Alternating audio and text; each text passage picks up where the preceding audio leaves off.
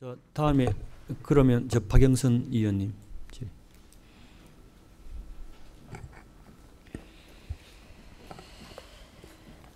오늘 그 소급 입법까지 저 세제실장님 앞으로 좀 나와주세요. 예.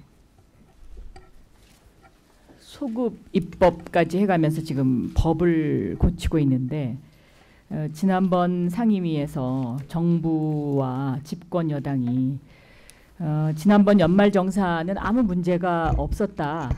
그런데 호들갑을 떤 것이다 라는 지적이 있었고 거기에 대해서 정부 측이 동조를 했습니다. 지난번 연말정산이 그렇게 잘 됐는데 왜 오늘 이렇게 법을 고치고 소급입법까지 해야 되는지에 대해서 세제실장님 설명해 주십시오.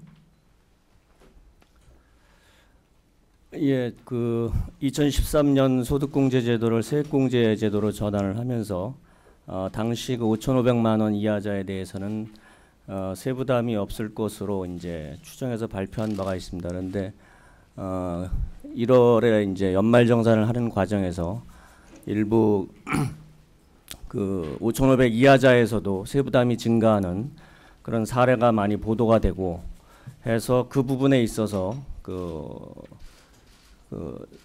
당정협의회에서 그 부분을 보완하겠다고 발표한 바가 있습니다. 이제 그에 따라서 요번에 이제 보완 대책을 저희가 발표를 했고 그에 따라서 이제 소득세법 개정안을 마련하게 된 것입니다. 그래서 소득세법 개정안 당초 원안이 잘 됐다는 건가요? 그런 말씀을 드리는 것은 아니고요. 이제 세액공제로 그러면 잘 된 겁니까? 못 된 겁니까? 잘못한 겁니까? 당초에 이제 그 세액공제로 전환을 하게 된 것은 이제 과세 형평성을 제고하자는 그런 취지에서 이게 된 것입니다. 그래서 그 세액공제 전환에 따른 그 불가피한 그런 그 중저소득층 구간에서 세부담이 대부분은 줄어들지만 일부 그 구간에 있어서는 개인적으로 이제 그 개별적인 공제 지출에 이제 사정이 다른 경우에는 세부담이 늘 수도 있는데 그런 부분들을 그 세법 2013년 세법 개정을 하면서 모두 다 커버하지 못한 측면은 있다고 생각을 합니다. 그래서 그런 부분들을 이번 그 보완 대책으로 해서 어느 정도 해소를 했다고 생각을 합니다. 모두 다 커버하지 못한 측면은 있다라는 게 무슨 의미인가요? 잘했다는 겁니까? 못했다는 겁니까? 이제 세법 개정을 하다 보면은 그 대상자가 워낙 많기 때문에 그 개별적인 그 공제 지출 그 사정을 모두 다 감안을 해서 하지 못한 측면이 있다고 생각을 합니다. 그러니까 지난번 연말정산 세액공제 제도에 대해서 잘못된 부분이 있다라는 것을 인정을 하십니까? 예, 기술적으로 다 커버하지 못했다고 생각을 합니다. 예. 거기에 왜 기술적으로라는 그 수식어가 왜 붙습니까? 이제 법 개정하는 데 있어서 전체적인 입법 목적과 그 취지가 있는데 그 입법 목적을 전체적으로는 살렸다라고 생각은 하지만 그것이 개별적으로 이제 일부 적용이 안 되는 경우가 있기 때문에 이제 그렇게 말씀을 드립니다. 그러면 기획재정부 세제실이 아마추어 집단입니까?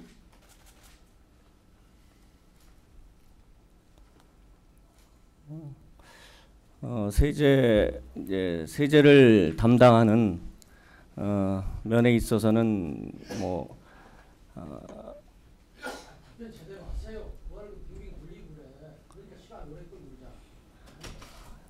제가 질의할 때는 좀 참아주세요. 네, 기획재정부 세제실이 아마추어 집단입니까? 아마추어 집단이라고 생각하지는 않습니다만 그 세법 개정을 하는 데 있어서 그런 부분을 다 살펴보지 못한 측면이 있다고 생각을 합니다. 분명히 잘못했죠?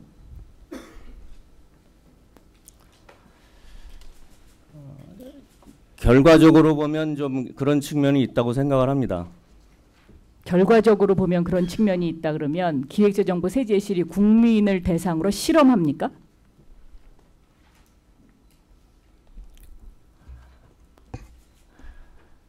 실험을 한 것은 아니고 그러면 왜 결과적으로라는 단어를 왜 쓰시죠?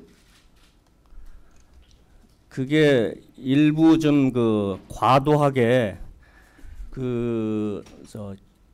연말정산 사례들이 과도하게 부풀린 측면도 없지 않아 있었다고는 생각을 합니다만, 그런 부분들을 보완 대책을 전수 분석 결과를 보시면 아시겠지만 어느 정도 당초 세법 개정에 효과라든지 그런 것들은 어느 정도 당초 취지대로 반영이 됐다고 생각을 합니다. 세법 개정에 효과가 없는데 왜 제도를 바꿉니까? 제도를 바꾼다는 거는 어떤 효과를 보고 바꾸는 거는 그건 너무나 당연한 일이고요. 그런 효과를 100% 완벽하게 하기 위해서 기획재정부 세제실이 있는 거 아닌가요?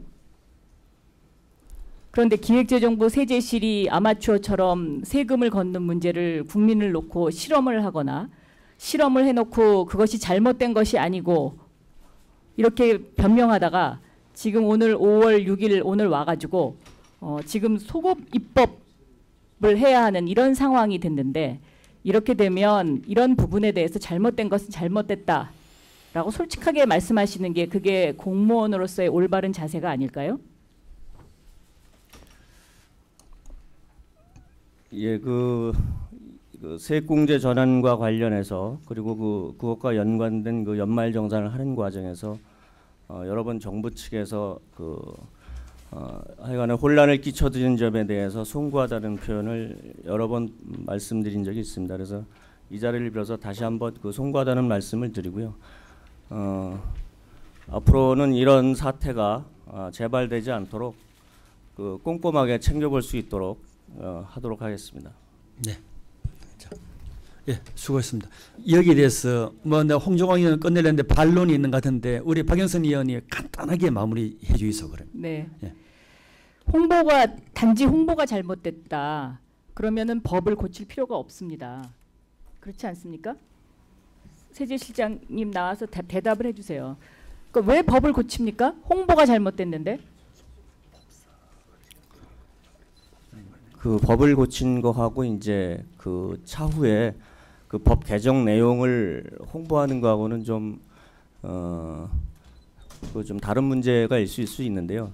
이제 최근에는 이제 법 개정 내용에 대해서 정책이 아무리 당초 취지대로 개정이 됐다고 하더라도 그것이 이제 국민들한테 제대로 알려지거나 이제 홍보가 되지 않으면은 법을 적용받는 개별 당사자 개개인으로서는 그 법의 취지하고 좀 다르게 느낄 수가 있기 때문에 그런 말씀을 드리는 것입니다. 지금 하신 저 말씀을 종합을 해보면 잘못된 것이 없다는 주장을 하실 거면 법을 고치지 말고 홍보를 하는 게 맞는 거고요. 잘못된 것이 있으면 법을 고쳐야 되는 겁니다. 그렇지 않습니까? 근데 지금 소급입법까지 하면서 왜 법을 고칩니까?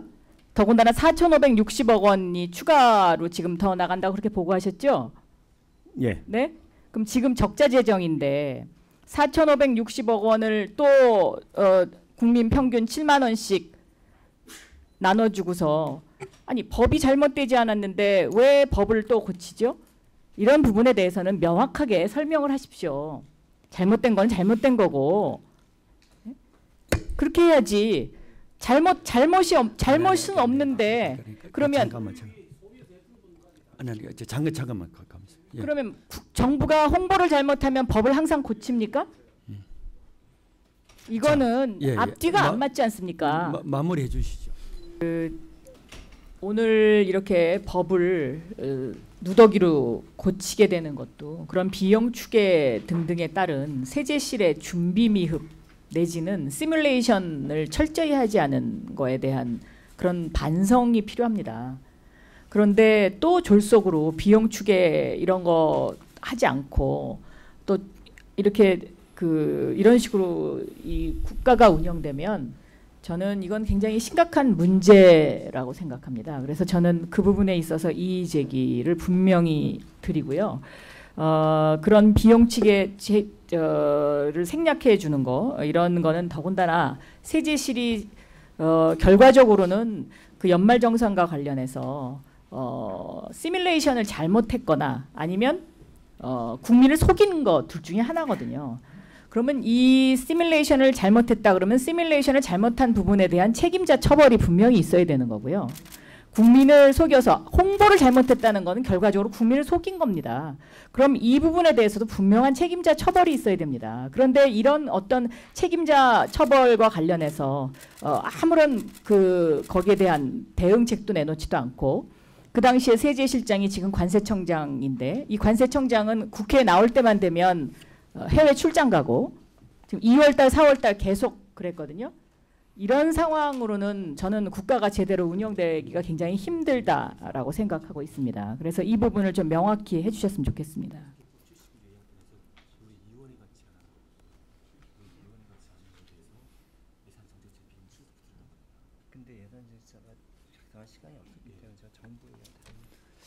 그래서 우리 박영선 의원님이 양해를 해주시면 충분히 이해가 됩니다. 그래서 국회법에 따르면 우리 위원회가 제안하는 거고 하니까 소기록에 소수 의견으로 이의가 있다라는 걸 남기고 전반적으로 이렇게 그 의결할 수 있도록 도와주시면 안 될까요?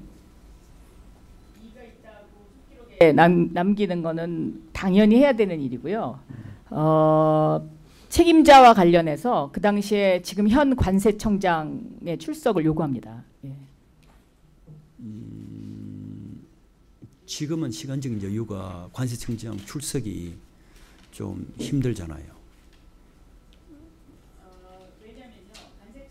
관세청장의 이 출석이 제가 2월달, 4월달 그 출장 이유들 다 따져봤는데 이게 의도적으로 보입니다. 그러니까는 이 세제 문제가 지금 심각해지고 있으니까 국회를 안 나오는 거죠. 근데 이런 부분은 제가 보기에는 이거는 기재위가 이런 식으로 일을 해서는 안 된다고 생각하고요. 이런 문제가 조금 전에 장관께서 재발되지 않도록 하겠다 이렇게 얘기했는데 재발되지 않으려면 책임자에 대한 부분을 분명히 추궁을 해야 됩니다. 예. 네, 그렇지 않고는 어떻게 재발을 방지하겠습니까? 네. 그리고 이렇게 책임자를 분명히 해야 앞으로 이런 실수를 안 할 거 아닙니까? 그렇지 않습니까? 얼렁뚱땅 넘어가는 그런 행위. 이거는 저는 굉장히 잘못됐다고 생각하거든요. 장관 좀 답변해 주시죠. 장관 답변하기 전에 법안 심사 소위에서 부대 의견에 이미 여기 당시에 관련 책임자한테 대한 주의와 향후 재발 방지를 엄중히 촉구한다. 부대 의견이 있고 그러고 장관이 답변을 해야죠. 이걸 앞으로 어떻게 처리하겠다. 이렇게 어마어마하게 소급 적용, 그러니까 조세법률주의를 어겨가면서까지 이거는 사건입니다. 대한민국에 이런 사건이 있었나요? 지금까지? 그런데 여기에서 아무도 책임을 지지 않는다? 저는 이건 잘못됐다고 생각합니다. 네, 좋습니다. 제가 마저 이야기하고 그러고 사실 이렇게 잘못된 거에 대한 문제점을 6월 그 임시국회의 조세 소위에 보고할 수 있도록까지 이제 부대 의견은 다릅니다. 다르기 때문에 그걸 박영선 의원께서 좀 이해를 해주시고 그 장관 답변하시죠, 박영선 의원. 네, 우리 조세 소위 심사 과정에서 그런 점에 대한 의원님들 지적이 있었던 걸로 알고 있습니다. 또 그걸 반영해서 부대의 조건 4가지 조건에도 들어있기 때문에 지금 위원장님 말씀하신 대로 국회가 의결을 하셨기 때문에 그에 따라서 정부로서 어떻게 할 건지를 6월 때 조세 소위에 보고토록 그렇게 하겠습니다. 지금 이 자리에 말씀을 또 드리기보다는 6월 달까지 보고를 해달라고. 왜냐하면 그 책임자가 어쨌든 관세청장 아닙니까 지금? 아니 그래서요. 그래서 그런 부분들을 어떻게 하는 것이 적절한 건지에 대해서는 저도 이제 국회에서 오늘 의결을 해주시는 거기 때문에 그걸 받아서 행정부로서 또 책임자로서 그걸 어떻게 할 건지를 그때 보고를 6월달에 보고를 드리는 것이 국회에 또 그렇게 의결되기 때문에 그렇게 하겠다는 말씀을 드리고 지금 말씀하시는 취지를 충분히 감안을 해서 그렇게 보고를 드리도록 하겠습니다. 왜냐하면요 KRC 사장 문제도 그렇고요. 지금 이 세제 이 문제도 그렇고요. 조금 뒤에 보고할 수출입은행 문제도 그렇습니다. 이게 지금 다 얼렁뚱땅 다 넘어가고 있거든요. 그냥. 네. 그러면 박영선 의원님 이러면 어떻겠습니까? 그 비용 축에서는 지금 물리적으로 시간이 안 되니까 사후적으로 시간을 두고 정확하게 해서 각 그 위원님들한테 세제실에서 어떻게 보고를 할 수가 있습니까? 본래 네. 비용 축에서는 네. 원칙으로 다르게 네. 되는데 네, 할 수 있습니다. 예. 네, 보고 드리겠습니다. 예. 그럼 그렇게 네. 해서 예. 그 비용 축에는 가름하는 걸로 하고 책임자 문책도 장관께서 네. 그 박영선 의원이 어떤 뜻으로 한 걸 잘 아시니까 알겠습니다. 그렇게 조치를 좀 해주시죠. 예. 예. 그래 하겠습니다. 예. 지금 뭐 제가 이 부분은 좀 이거 기록에 남겨놔야 될 것 같은데요. 비용 추계 없이 이 마이크를 왜 안? 마이크 주세요. 비용 추계 없이 법을 고친다는 것 자체가 이거가 잘못된 겁니다. 그렇지 않습니까?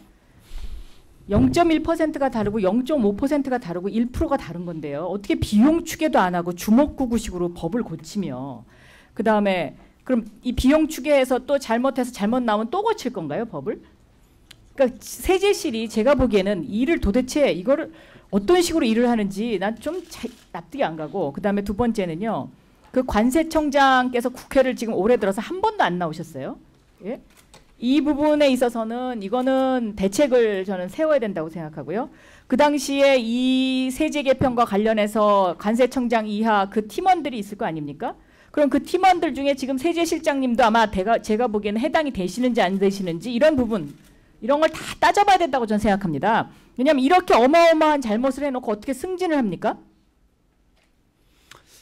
그래서 요 문제에 대해서는 또 6월 국회 때 오늘 나왔던 내용을 보완해서 그 세제를 원점에서 부대적 의견이 그렇거든요. 다시 한번 리뷰를 하겠다 이렇게 약속을 정부 쪽에서 했기 때문에 관계자 아직 같이 검토해서 그렇게 조치를 해주면 되지 않겠어요? 네, 그렇게 하겠습니다. 예. 자, 그러면 박영선 의원 양해 되셨죠? 예. 이 부분에 있어서 문제가 있다는 거는 분명히 저는 짚고 넘어가야 된다고 좋습니다. 생각하고요. 예. 대한민국 기획재정부 세제실이 이렇게 운영되면 저는 안 된다고 생각합니다. 그리고 저한테 그 당시 2013년도 이 세제 개편과 관련해서 여기에 관련됐던 그 관세청장 지금 현 관세청장을 비롯한 거기에 팀원들의 명단을 좀 주셨으면 좋겠습니다. 네. 제출해 주실 거죠, 장관님? 네, 해드리겠습니다. 네. 하겠습니다. 먼저 이번 현안복을 요청하신 박영선 위원님부터 지지해 주시기 바랍니다.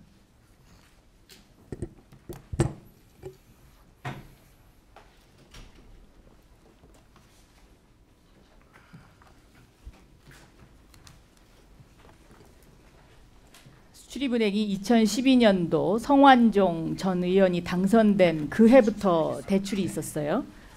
2013년에는 1,465억 원, 2014년에 2,195억 원. 다음 장 보여주세요. 그런데 이 당시에 대출이 있었던 이 해에 2012년에는 마이너스 232억 원의 적자가 났고 2013년에는 마이너스 3,396억 원, 그리고 2014년에는 마이너스 3,549억 원의 적자가 났습니다. 다음이요. 그러면 수출입은행 이 경남기업에 대한 여신 현황을 보면 수출입은행이 5,202억 원으로 38.5%를 차지하고 그 다음에 신한은행이 1,742억 원, 산업은행이 611억 원 순이에요. 자, 다음. 그럼 이런 대출을 할 때 심사를 하지 않습니까? 근데 경남기업 상시 신용위험 평가 자료를 보면 수출입은행에서 수주력 회복으로 성장성 및 수익성 개선이 기대된다라고 이렇게 평가를 했어요. 그런데 결과는 어떻게 됐냐면 그 평가가 나온 2013년 6월 달에 이런 평가가 작성이 됐는데 2013년에 3,396억의 적자를 봤습니다. 다음 해주세요. 그러면 똑같이 2013년 6월에 수출은행이 신용평가를 두 군데를 했더라고요. 경남기업과 이수건설. 맞죠? 행장님? 맞습니다. 네. 그런데 경남기업은 중견기업이고 신용등급이 트리플 B-입니다. 그리고 당기순이익은 조금 전에 말씀드렸던 것처럼 3천억 원 이상의 적자가 났고요. 이수건설은 대기업인데 신용등급은 트리플 B이고 당기순이익이 흑자가 난 기업이에요. 그런데 이 신용평가의 결과를 어떻게 냈냐? 수출입은행에서는 정상적인 영업이 가능한 기업이 경남기업이고 이수건설은 흑자가 남에도 불구하고 부실징후 기업이 될 가능성이 매우 큰 기업이다. 이렇게 결론을 냈어요. 맞습니까? 맞습니다. 자, 여기서부터 벌써 이 신용평가에 문제가 있다는 게 나타나고요. 그 다음 봐주세요.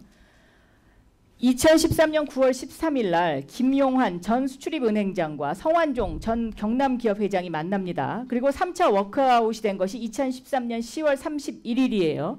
맞죠? 맞습니다. 그러면 불과 한 달 반 전에 이 김용환 전 그 수출입은행장과 성완종 경남기업 회장이 만나게 되는 거죠. 자, 다음에요. 그럼 3차 워크아웃이 결정이 됐는데 이 3차 워크아웃에서도 무슨 문제점이 발생하냐면 2010년부터 2014년 사이에 워크아웃 기업이 20개사인데 이 20개사의 대주주의 무상감자가 없었던 경우는 사실상 경남기업이 유일합니다. 맞습니다. 맞습니까? 네? 유일한 거는 잘 모르겠습니다. 어쨌든 그렇게 무상감자가 다른 기업의 워크아웃은 다 무상감자를 했습니다. 그런데 네. 경남기업만 유일하게 무상감자를 하지 않았습니다. 네. 지금 여기서 이 상황만 보더라도 수출입은행이 얼마나 엉터리로 대출을 했는지를 알 수 있는 그런 자료라고 생각하지 않습니까? 글쎄 엉터리는 아니었던 것 이게 같은데요. 이런 식인데도 네. 엉터리가 아니에요. 네. 예? 네. 말씀을 드리겠습니다. 필요하시면.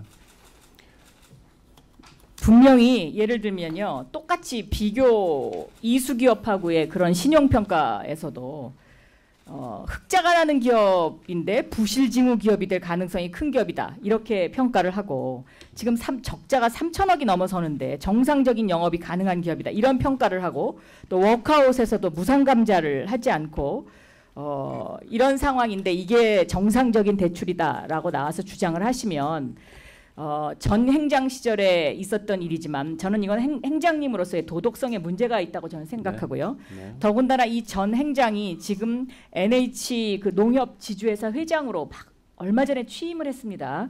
이런 사실이 있는데도 지금 버젓이 농협 지주회사 회장으로 취임하는 사회, 저는 이것은 정상적인 사회라고 볼 수가 없습니다. 그래서 이 대주주 무상감자가 없었다는 이 결정이 난 이 당시의 회의록 좀 제출을 해주시고요. 그다음에 이 대주주 무상감자가 없다고 결정을 내릴 수 있는 어떤 그 결정적인 영향력을 행사한 사람이 수출입은행에서 누구입니까? 그거는 저희가 결정할 사항이 아닙니다. 그때 주채권은행은 주채권은행이 원래 신한은행이에요. 경남기업이었는데 경남기업에서 신한은행으로 바뀌죠. 그렇죠? 네. 수출입은행에서 경남 네. 신한은행으로 바뀌죠. 그렇죠? 그 전에는 주채권은행이라고 할 수는 없고요. 원래 주채권은행은 5,200억 가장 여신이 많은 곳이 주채권은행을 해야 되는데 네. 그 다음에 신한은행이 주채권은행이 돼요. 이 과정도 석연치 않습니다. 네. 그래서 이것도 좀 밝혀야 될 것 같고요. 일단 회의록을 좀 제출을 해주시고요. 무상감자를 실시하지 않는 이 회의록 제출해 주시고요. 그 다음에 잠깐만요. 네. 상시 신용 위험 평가서 이거 누가 이렇게 만들었습니까? 정상적인 영업이 가능한 기업이다라는 결론을 내린 사람이 누군가요? 저희의 위험관리 부서에서 했습니다. 위험관리부서 어디입니까? 신용평가실입니다. 신용평가실이요. 이 책임자가 누구신가요? 현직은 아니죠? 김성철 실장이랍니다. 예. 그럼 이분은 지금 어디가 계십니까?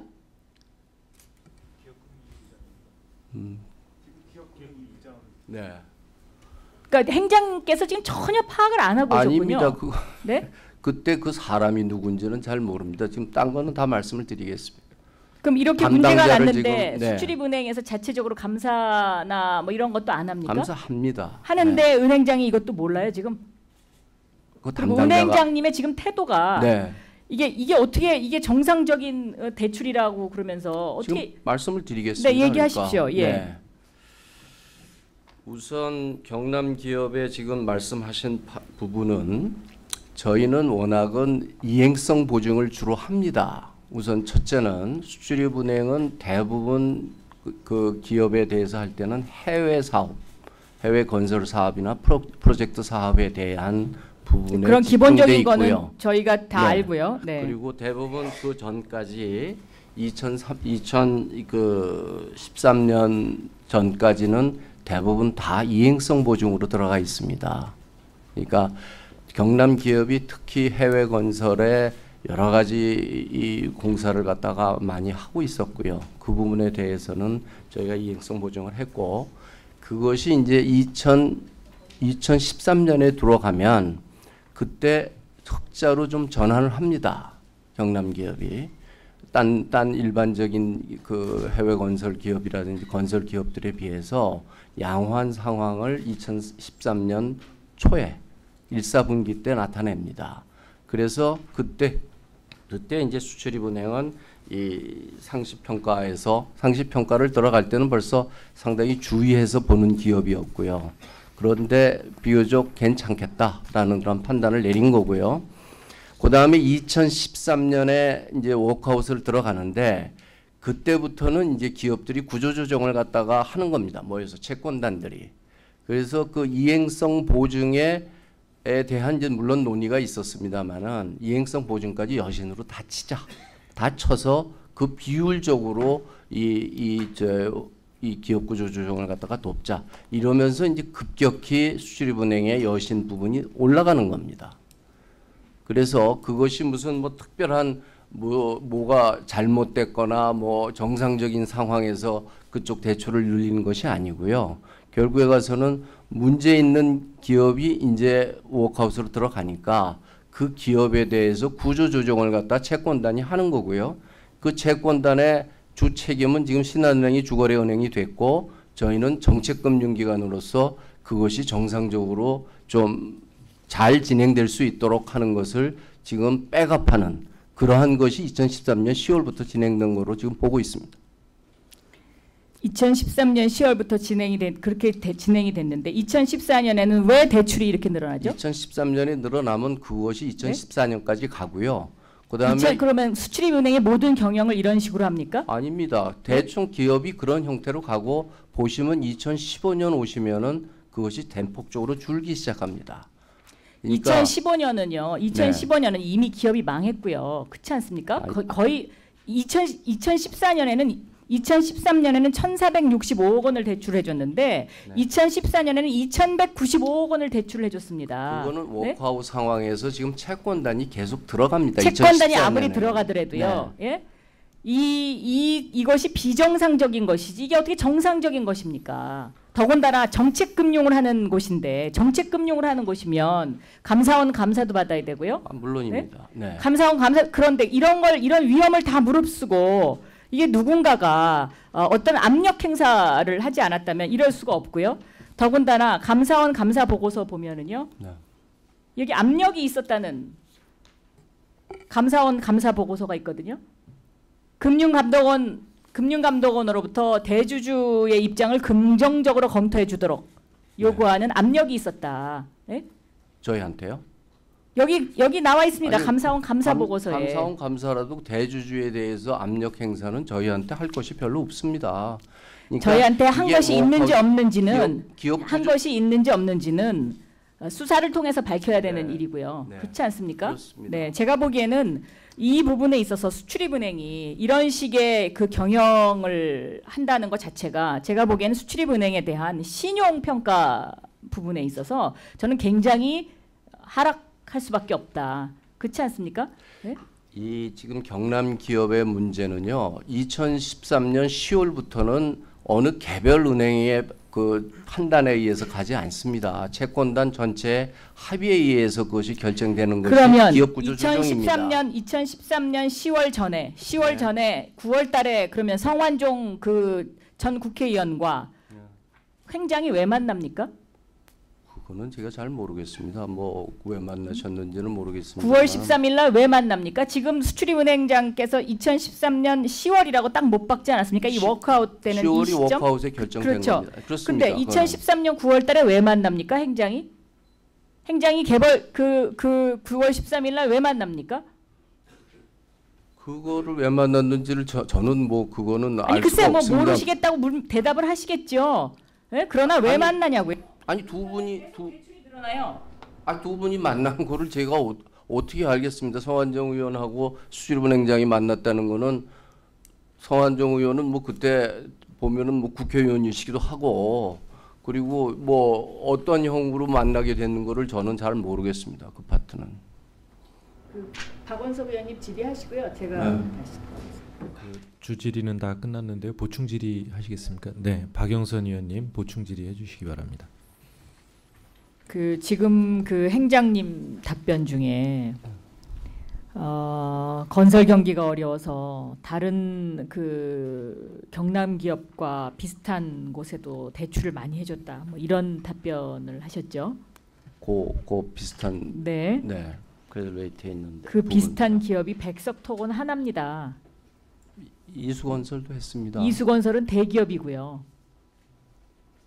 경남기업도 대기업입니다. 경남기업은 그 당시에는 네. 조금 전에 뭐라고 답변하셨냐면요. 중소 중견건설기업 정책적 지원 강화 기조에 따라서 지원을 확대했다 이렇게 얘기하셨거든요. 네. 백석토건에는 20억 원밖에 대출이 되지 않았습니다. 2013년도에. 네. 예?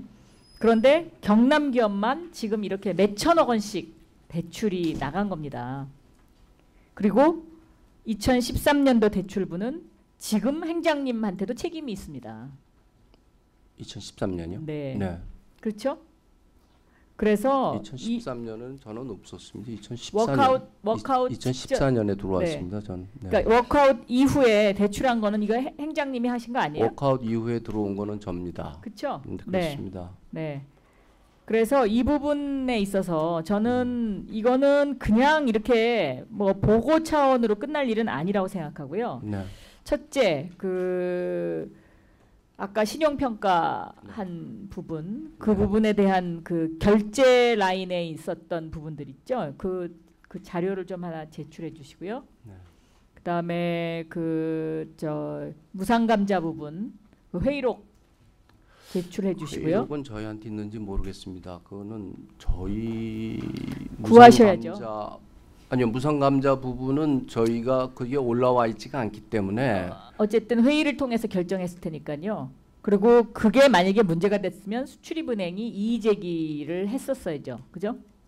이의제기를 했었어야 되고 그래서 거기에 대한 거 자료 제출해 주시고요. 네. 그다음에 지금 현 행장과 네. 전 행장의 대출을 구분을 해가지고 이것도 자료를 좀 제출을 해주세요. 네, 그 자료를 제출해 주시고 지금 이 전 행장이 충청포럼이고 그다음에 농협지주회사 회장으로 가 있고 네. 충청도 이런 부분과 관련한 성완종 이게 굉장히 문제가 되고 있는데 지금 금융권의 또 하나의 문제가 뭐냐면 바로 서강대 인맥이거든요. 서강대요? 네. 네.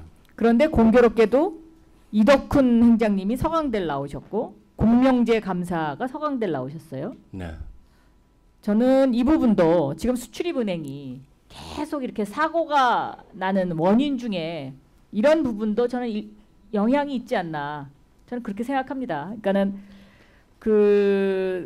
성완종 전 국회의원과 김영환 전 행장이 충청도라는 것 때문에 지금 이런 문제가 있다라는 의혹이 제기되는 만큼 지금 현재 행장님과 감사가 같은 서강대 경제학과 출신이다.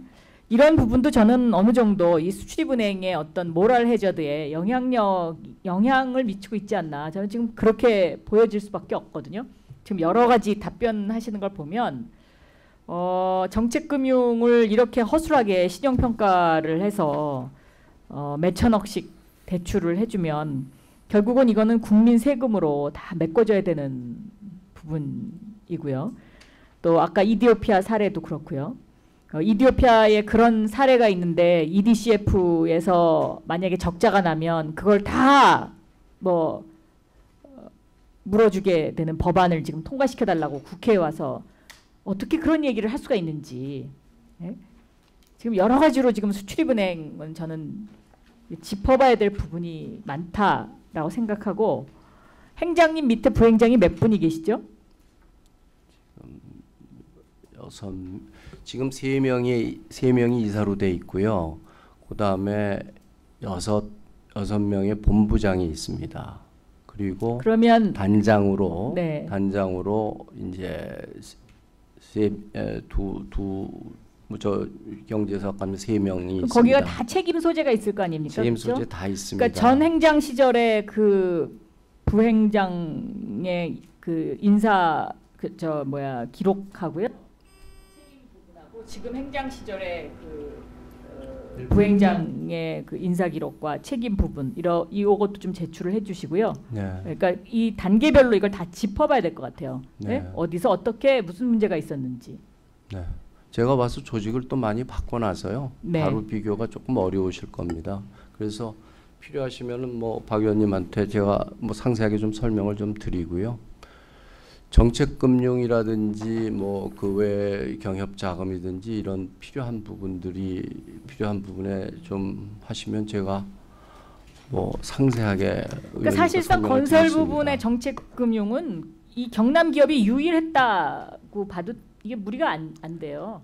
그렇지 않습니까? 건설 부분에 나간 데가 없어요, 더 이상. 이행성 보증들은 저희들이 상당히 많이 합니다. 그리고 대부분 다. 다른 데도 많이 신청을 했는데 이런저런 이유로 다 거절했더라고요. 해외 그러니까. 건설 파트가 없는 뭐 데는 저희가 경우, 하질 못합니다. 뭐 또 다른 이유. 다른 데도 다 신청을 다 하고선 지금 경남 기업에 이렇게 그 돈을 몰아주게 된 어떤 배경, 이런 것들은 오늘 답변으로는 이거는 충분하지가 않아요. 네. 예. 상당히 따로도 예, 그거 다 자료해서 이걸 좀 다 점검을 해봐야 될 것 같습니다. 네. 예.